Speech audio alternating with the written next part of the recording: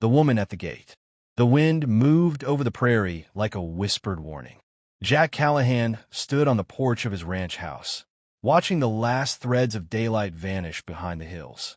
Evening always made the land seem lonelier, the silence stretching until it filled the bones. He liked it that way. Silence didn't lie.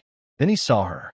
At first, she was no more than a shadow on the dirt road, swaying under the weight of exhaustion. As she drew closer, he saw the truth of her condition. The hollow cheeks, the trembling hands clutching her coat closed over a rounded belly.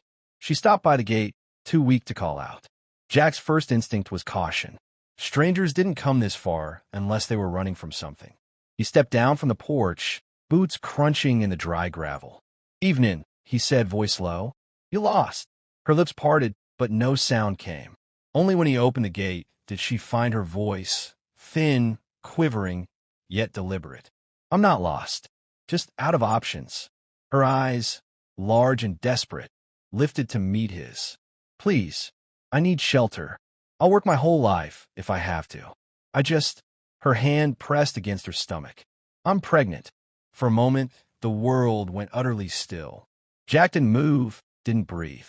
The image of another woman, another stormy night, flashed across his mind. Clara, standing in this same yard years ago, hair whipping in the wind, asking him to come in from the rain.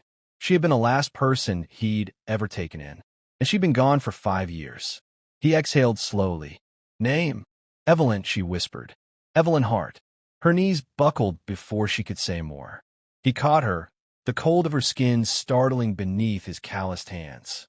She was lighter than he expected, fragile as bird bone. With one arm beneath her shoulders, he half carried her into the house. Inside, the old clock ticked like a heartbeat.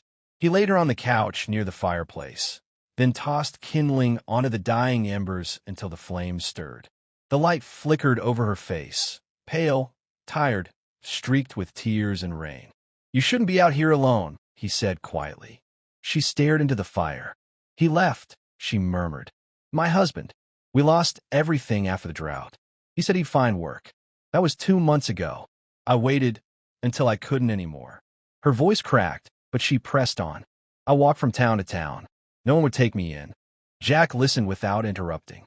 Her words carried the heavy truth of survival, and he recognized it well. He poured her a cup of warm water, slid it into her shaking hands, and leaned against the mantel. "This place isn't much," he said finally, "but it's dry. You can stay the night. Tomorrow, we'll figure out where you need to go."